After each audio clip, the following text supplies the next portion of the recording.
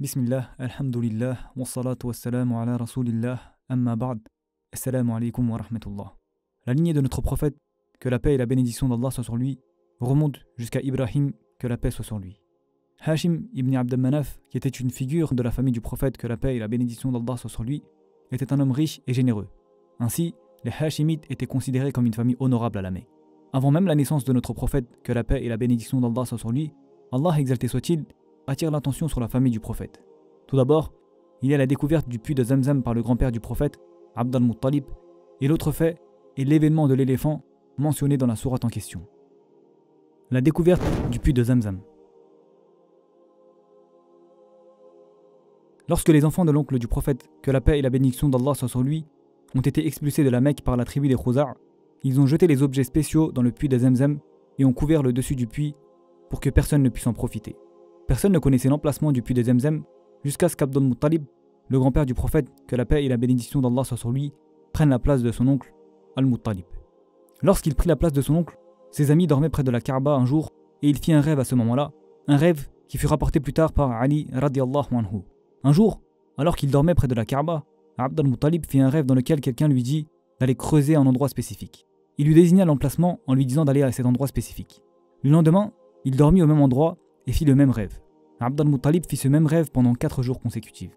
Le dernier jour, la personne qui lui parlait lui donna également des indications précises sur l'emplacement. Il lui dit que c'était à l'endroit où le bec d'un corbeau avait touché le sol, à une certaine hauteur. Après avoir reçu ces indications, Abd al-Muttalib comprit qu'il y avait quelque chose à cet endroit lorsqu'il se réveilla et vit des signes à cet endroit.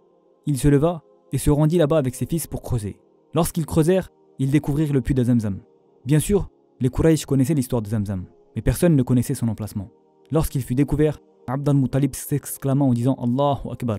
Et lorsque les Quraysh entendirent le takbir, ils se rassemblèrent tous autour de lui. Ils lui dirent Oh Abd al-Muttalib, cela nous vient de notre ancêtre Ismaïl. Alors nous sommes tous partenaires de ce puits de Zamzam. Ce puits de Zamzam n'est pas seulement à toi. Abd al-Muttalib répondit en disant Non, c'est moi qui l'ai trouvé, il m'appartient. Alors ils dirent Faisons ceci, allons voir une devineresse dans la région du Sham et qu'elle soit notre arbitre. Mes frères et sœurs, rappelez-vous, nous avions abordé un point lors de l'explication des caractéristiques de ce peuple. Nous avions dit qu'ils croyaient au devin. La croyance au devin était répandue chez eux. Alors qu'ils se rendaient chez la devineresse au Sham, ils manquèrent d'eau en chemin et étaient sur le point de mourir de soif. Abd al-Muttalib dit « N'attendons pas la mort, montons sur nos chameaux et cherchons de l'eau. » Lorsqu'il posa le pied sur le chameau, de l'eau jaillit de sous la terre. Ils remarquèrent donc l'eau à l'endroit où le pied du chameau avait été soulevé. Les polythéistes Mécois dirent à ce moment-là « Par Allah, Allah a décidé en ta faveur. Ce n'est donc pas étonnant que cette eau était réellement destinée à toi, car Allah, le Tout-Puissant, te l'a envoyée en épreuve. Cette eau était donc destinée à toi. » Ils abandonnent donc leur querelle et acceptent que cette eau appartienne au grand-père du prophète. Donc mes frères et sœurs, ce qui nous intéresse ici, c'est qu'on dirait que peu de temps avant la naissance du prophète, que la paix et la bénédiction d'Allah soient sur lui, Allah, exalté soit-il, attire de nouveau l'attention des polythéistes sur l'honneur de cette famille. Il leur dit en quelque sorte, regardez, cette famille n'est pas une famille ordinaire. Comme s'il y aurait un grand événement à l'avenir, notre prophète, que la paix et la bénédiction d'Allah soient sur lui, naîtra et personne ne pourra dire du mal de sa famille. Ainsi, Allah, le Tout-Puissant, attire de nouveau l'attention des polythéistes sur la famille du prophète, que la paix et la bénédiction d'Allah soient sur lui, à travers l'épisode de l'eau du Zamzam. Le vœu d'Abd al-Muttalib. Après cet événement, il y eut un autre événement pour attirer l'attention sur notre prophète, que la paix et la bénédiction d'Allah soient sur lui.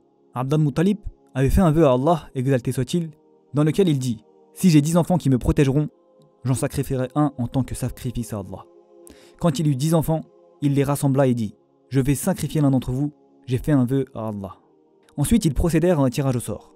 Le sort tomba sur Abdallah, le plus jeune d'entre eux. Abdallah était l'enfant le plus noble parmi les enfants d'Abd al-Muttalib, aimé par les habitants de la Mecque et chéri par son père. Ils refusèrent de sacrifier l'enfant près de la Kaaba, disant que cela ne pouvait pas se faire. Ils dirent « Allons consulter un devin. Demandons-lui ce qu'il en pense. » Ils allèrent voir un devin qui dit « Faites un tirage au sort de 10 chameaux, un pour Abdallah et les autres pour les chameaux. Tirez au sort. » Abdallah tira le sort à plusieurs reprises et à chaque fois son nom sortit jusqu'à 100. Quand ils arrivèrent à 100, le sort tomba sur les chameaux. Ils sacrifièrent 100 chameaux de la même manière en disant « Abdallah » ou les chameaux. Ils tirèrent une flèche et directement elle tomba sur les chameaux. Abdallah fut épargné et ils sacrifièrent les chameaux. Tout cela se passa devant les yeux de tous les habitants de la Mecque. Encore une fois, il semble qu'Allah, exalté soit-il, ait attiré l'attention sur la particularité de cet homme. On dirait que cet homme est sous la protection d'Allah, exalté soit-il, comme s'il y avait quelque chose qui devait en découler. Cette fois, Allah, exalté soit-il, voulait apparemment créer un événement qui attirerait les regards du monde entier sur la Mecque. Ainsi, lorsque cet homme sortirait de là, après un court laps de temps, les gens connaîtraient l'honneur de cet endroit. C'est dans ce contexte que l'événement célèbre connu sous le nom de l'expédition de l'éléphant se produisit. L'expédition de l'éléphant. Allah, exalté soit-il, dit « Alam tara kayfa fa'ala rabbuka bi ashabil fil » N'as-tu pas vu comment ton Seigneur a agi envers les gens de l'éléphant? Alam yaj'al kaydahum fi tadlil N'a-t-il pas rendu leur ruse complètement vaine? Wa arsala alayhim tayran ababil Et envoyé sur eux des oiseaux par volée. Tarmihim bihijaratin min sijil Qui leur lançait des pierres d'argile. Faj'alahum ka'asfim ma'kul Et il les a rendus semblables à une paille mâchée. Dans un hadith rapporté par Al-Bukhari, rahimullah, lorsqu'il se dirigeait vers Hudaybiya, le chameau du prophète, que la paix et la bénédiction d'Allah soient sur lui, appelé Qaswa, s'agenouilla. Les gens dirent « Qaswa s'est agenouillé ». Le prophète, que la paix et la bénédiction d'Allah soient sur lui, dit « Par Allah, Qaswa n'a ni flanché, ni cela ne fait partie de ses habitudes. Allah a arrêté Qaswa, tout comme il a arrêté l'éléphant. » Le prophète sallallahu alayhi wa sallam faisait allusion à l'événement de l'éléphant. De la même façon, le jour où la Mecque a été conquise, le prophète, que la paix et la bénédiction d'Allah soient sur lui, a dit en entrant dans la Mecque « Tenez-vous debout. Allah n'a pas fait entrer l'éléphant et ses compagnons à la Mecque, mais il a fait entrer son messager et les compagnons de son messager. » Le prophète, que la paix et la bénédiction d'Allah soient sur lui, a souligné l'incident de l'éléphant dans des hadiths authentiques et dans le Coran. Donc de là, nous constatons que le récit de l'éléphant nous a été parvenu à la fois par le Coran et à la fois par les hadiths authentiques. De même, lorsque nous examinons les poèmes arabes de l'époque pré-islamique, nous voyons que les Arabes se vantaient de l'incident de l'éléphant, affirmant ainsi leur supériorité par rapport aux autres communautés.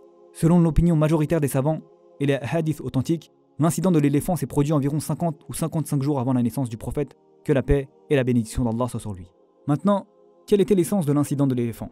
Pourquoi cette armée, dont Allah a parlé dans le Coran, et qu'il a détruite avec des oiseaux lançant des pierres sur eux, est-elle venue à la Mecque? Et pourquoi Allah a-t-il protégé la Mecque? Mes frères, il y avait un homme appelé Abraha l'Abyssin. Lorsqu'il a appris que les Arabes faisaient le pèlerinage à la Mecque, il a été pris de jalousie, il se demandait pourquoi tout le monde se rendait à la Mecque, et il a décidé de construire une église qu'il décorerait de pierres précieuses, afin que les gens y viennent et fassent le tawaf autour de cette maison. Il voulait attirer tout le monde là-bas. Lorsqu'il a appris que certains Arabes avaient profané l'endroit, en y jetant des ordures et en y faisant leurs besoins, il s'est mis très en colère. Comment se fait-il que les Arabes salissent la maison que j'ai construite? Il a donc rassemblé une armée de 13 ou 12 éléphants et d'un grand nombre de soldats, et il a décidé d'attaquer la Mecque. Bien sûr, en arrivant près de la Mecque, le plus grand des éléphants s'est arrêté sur la route. Lorsqu'il a tourné son visage vers la Mecque, l'éléphant s'est assis. Et lorsqu'il a tourné son visage dans l'autre direction, l'éléphant s'est déplacé. Cependant, Abraha était déterminé à attaquer la Mecque et à détruire la Kaaba. Les polythéistes mécois n'avaient pas la force de résister à cette armée. Comme ils ne formaient pas un État organisé et vivaient de manière dispersée, ils n'avaient pas non plus de force militaire. Que faisaient-ils? La plupart d'entre eux se réfugiaient dans les montagnes, les collines et s'enfuyaient dans les environs. Il y a deux versions quant au dialogue entre Abd al-Muttalib et Abraha. Dans la première, Abd al-Muttalib est descendu de la montagne et s'est rendu devant Abraha, lui disant « Ne détruis pas cette Kaaba est la maison d'Allah. » Abraha dit « Non, je vais la détruire. » Abd al-Muttalib a récité un poème à ce moment-là. « Ô mon Seigneur, cette maison est à toi, elle est supérieure aux autres maisons.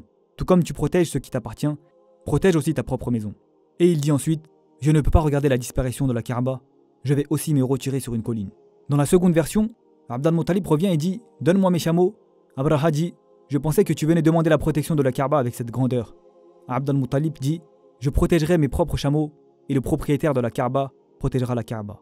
Chacun prend soin de ses biens. » Abraha lui donne donc ses chameaux et il les prend et part. Après cela, se déroula l'événement indiqué dans le Coran.